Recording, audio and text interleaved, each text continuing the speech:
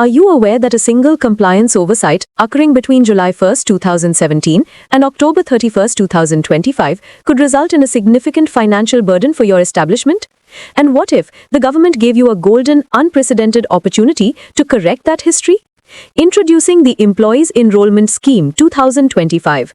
This is a game-changing initiative by the Ministry of Labour and Employment, launched on the 73rd Foundation Day of the EPFO. This scheme, operational from November 1st, 2025 to April 30th, 2026, aims to write a new chapter in social security for both employers and employees.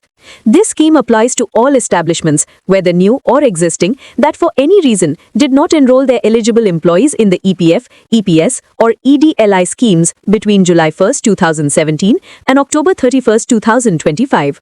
It applies to employees who are alive and still employed by the establishment on the date of declaration. For employers, this is a masterstroke in the direction of ease of doing business. Considering the severe penalties associated with compliance lapses, this scheme is a profound relief. Instead of heavy penalties, you are required to pay only a nominal penalty of 100 rupees, just 100 rupees, which will be considered as compliance for all three schemes. Even if your establishment is facing an inquiry under Section 7A or other proceedings, you can still benefit from this scheme and limit your liability to just 100 rupees. And for the employees, this is a restoration of their rights. It's an honor to their hard work, finally granting them the social security cover they have always been entitled to. Here is the most significant provision. If the employer had not previously deducted the employee's share from their wages, that entire share is now completely waived. This ensures no previous financial burden falls upon the employee. What is the employer's obligation? They only need to deposit the employer's share, the applicable interest under Section 7Q, and the administrative charges. The entire process is digital, transparent, and straightforward.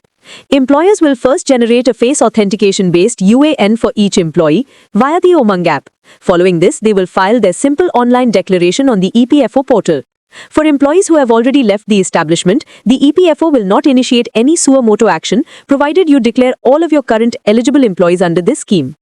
ESS 2025 is not just a scheme. It is a decisive step towards transparency, trust, and fulfilling the great goal of social security for all.